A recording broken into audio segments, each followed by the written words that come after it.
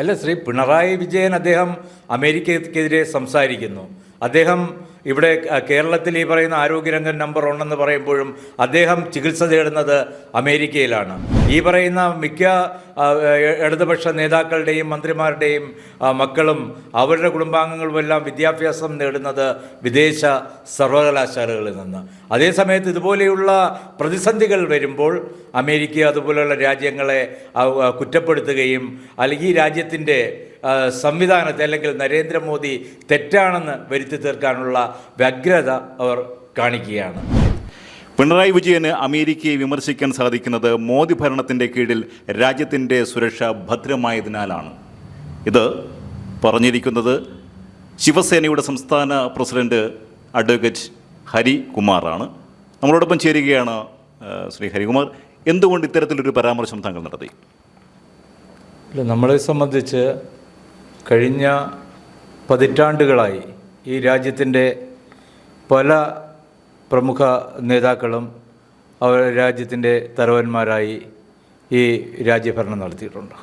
അപ്പോൾ അതിൽ നിന്ന് വ്യത്യസ്തമായി കഴിഞ്ഞ 10-11 വർഷക്കാലത്തെ നരേന്ദ്രമോദിയുടെ ഭരണം, അദ്ദേഹം പ്രധാനമന്ത്രിയായത് രാജ്യത്ത് ഉണ്ടാക്കിയ വികസനവും മുന്നേറ്റവും മാത്രമല്ല, അന്താരാഷ്ട്ര തലത്തിൽ മറ്റ് രാജ്യങ്ങൾക്കിടയിൽ ഈ ഭാരതത്തിൻ്റെ നയതന്ത്ര സംവിധാനം അല്ലെങ്കിൽ ബന്ധം ഉറപ്പിക്കുന്നതിനും ആ മറ്റു രാജ്യങ്ങളെ ഭാരതത്തിൻ്റെ അംഗീകരിപ്പിക്കുന്നതിനുമുള്ള അദ്ദേഹത്തിൻ്റെ ഒരു ശക്തി, അത് നമ്മൾ കാണാതെ പോകരുത്. അപ്പോൾ നേരത്തെയെല്ലാം നമുക്ക് നിരവധി പ്രധാനമന്ത്രിമാരുണ്ടായിരുന്നു, അതുപോലെ തന്നെ പ്രതിരോധ മന്ത്രിമാരുണ്ടായിരുന്നു, ആഭ്യന്തരമന്ത്രിമാരുണ്ടായിരുന്നു. എങ്കിൽ പോലും ശക്തമായ തീരുമാനങ്ങളെടുത്ത് മുന്നോട്ട് പോകുന്നതിൽ പലപ്പോഴും നമുക്ക് വീഴ്ച വന്നിട്ടുണ്ട്. പ്രത്യേകിച്ച് തീവ്രവാദ ആക്രമണങ്ങളുണ്ടാകുമ്പോൾ, രാജ്യത്തിൻ്റെ അഖണ്ഡതയ്ക്ക് നേരെ വെല്ലുവിളി വരുമ്പോൾ, ഈ സമയത്തെല്ലാം നമ്മൾ അറച്ചു നിൽക്കുന്ന കാഴ്ചയാണ് കാണാൻ കഴിഞ്ഞത്. ബോംബെ ഭീകരാക്രമണം ഉണ്ടായിട്ടുണ്ട്. അതുപോലെ ഭാരതത്തിൻ്റെ വിവിധ ഭാഗങ്ങളിൽ നമ്മുടെ സൈന്യത്തിന് നേരെ ആക്രമണങ്ങൾ ഉണ്ടായിട്ടുണ്ട്. അതുപോലെ പൊതുജനങ്ങൾക്ക് നേരെ, സാധാരണക്കാർക്ക് നേരെ ആക്രമണം ഉണ്ടായിട്ടുണ്ട്. ആ സമയത്തെല്ലാം അതിനെ കണ്ട് അല്ലെങ്കിൽ അത് നയപരമായി മറ്റു രാജ്യങ്ങളെ ഉറ്റുനോക്കിക്കൊണ്ട് നമ്മളിങ്ങനെ ഒരു നടപടിയിലേക്ക് പോയാൽ അവരുടെ നിലപാട് എന്തായിരിക്കുമെന്ന് ഭയന്ന് ഒന്നും ചെയ്യാതിരുന്ന ഒരു വലിയൊരു കാലഘട്ടം ഈ രാജ്യത്തെ സംബന്ധിച്ചു. പക്ഷേ ഇന്നത് മാറി. നരേന്ദ്രമോദിയുടെ ഭരണത്തിൻ്റെ കീഴിൽ ശക്തമായ തിരിച്ചടികൾ നൽകാൻ വേണ്ടി നമുക്ക് സാധിച്ചു. അത് ഓപ്പറേഷൻ സിന്ദൂർ ആണെങ്കിലും അതുപോലെ അതിന് മുന്നേ നടന്ന മറ്റ് ആക്രമണ പദ്ധതികളാണെങ്കിലും. അപ്പോൾ അത് മറ്റു രാജ്യങ്ങൾ അതിനുശേഷം ഇടപെടുമ്പോൾ പോലും ഇന്ത്യയുടെ നിലപാടിൽ ഉറച്ചു നിന്നുകൊണ്ട് അതിന് അല്ലെങ്കിൽ ആ ഒരു യുദ്ധത്തിനായിരുന്നാലും ആക്രമണത്തിന് അതിൻ്റെ വീര്യം കുറയ്ക്കുവാൻ വേണ്ടി എപ്പോഴും നമ്മൾ ശ്രദ്ധിച്ചിട്ടുണ്ട്. അപ്പോൾ ഇത് രാജ്യത്തിലെ ജനങ്ങളെ സംബന്ധിച്ച് പുതിയൊരു ഉണർവ് നൽകുന്ന ഒരു സംഭവമാണ്. ഇപ്പോൾ തന്നെ ഇറാനും ഇസ്രായേലും അമേരിക്കയുമായി യുദ്ധം നടക്കുന്നു. അപ്പോൾ പൊതുവേ ആ സമയത്താണ് ഞാൻ ഇത്തരത്തിലൊരു പ്രസ്താവന നടത്തുന്നത് തന്നെ. അപ്പോൾ ഇന്ത്യ ഏറ്റവും കൂടുതൽ ആശ്രയിക്കുന്ന ഗൾഫ് രാജ്യങ്ങളിൽ നിരവധി ഇന്ത്യക്കാരുണ്ട്, മലയാളികളുണ്ട്. ആ സമയവും ഇവിടെ കേരളത്തിൽ ഇരുന്നു കൊണ്ട് കേരളത്തിലെ ഇടതുപക്ഷ പ്രസ്ഥാനവും കോൺഗ്രസും എല്ലാവരും പിന്തുണയ്ക്കുന്നത് ഇറാനെയാണ്. അതേസമയം ഭാരതത്തെ സംബന്ധിച്ച്, നരേന്ദ്രമോദിയെ സംബന്ധിച്ച് കഴിഞ്ഞ പാകിസ്ഥാന് എതിരായിട്ടുള്ള ആക്രമണത്തിൽ നമ്മെ ശക്തമായി ഇസ്രായേൽ പിന്തുണച്ചെങ്കിൽ പോലും അറബ് രാജ്യങ്ങൾക്ക് നേരെ ആക്രമണമുണ്ടായപ്പോൾ അതിനെ അപലപിക്കുവാൻ വേണ്ടി അദ്ദേഹം തയ്യാറായി.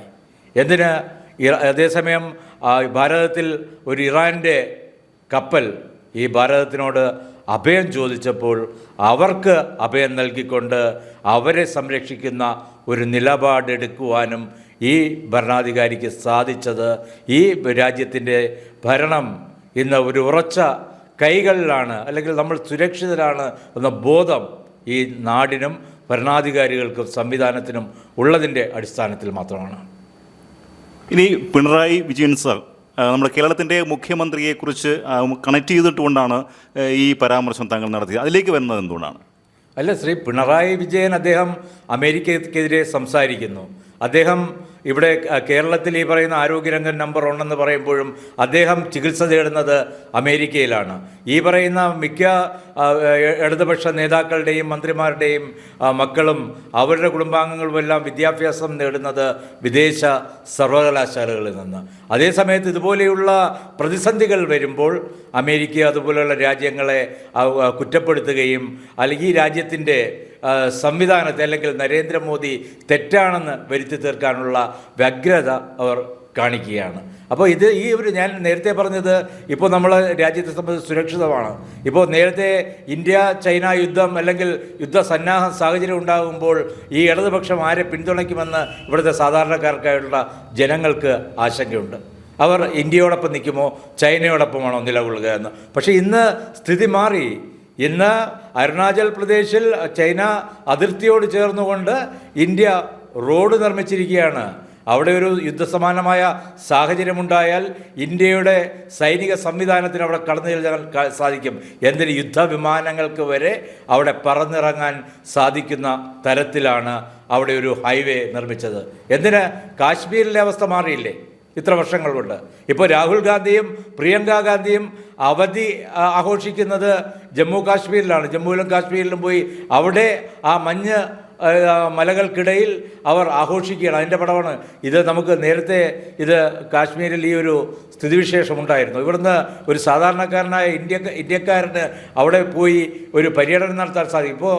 അപ്പോൾ നിങ്ങൾ ചോദിക്കും അവിടെ ആക്രമണങ്ങൾ. അപ്പോൾ ഒറ്റപ്പെട്ട ആക്രമണങ്ങൾ രാജ്യത്തിനെതിരായി ഉണ്ടാകുന്നുണ്ടെങ്കിൽ പോലും ഭൂരിപക്ഷം നമ്മുടെ സുരക്ഷാ സംവിധാനം അല്ലെങ്കിൽ രാജ്യത്തിൻ്റെ സുരക്ഷ, അതിർത്തികളിലെ സുരക്ഷ ഉറപ്പാക്കുന്നതിന് ഇന്ന് മോദി ഭരണകൂടവും NDA സർക്കാരും വിജയിച്ചിരിക്കുകയാണ്.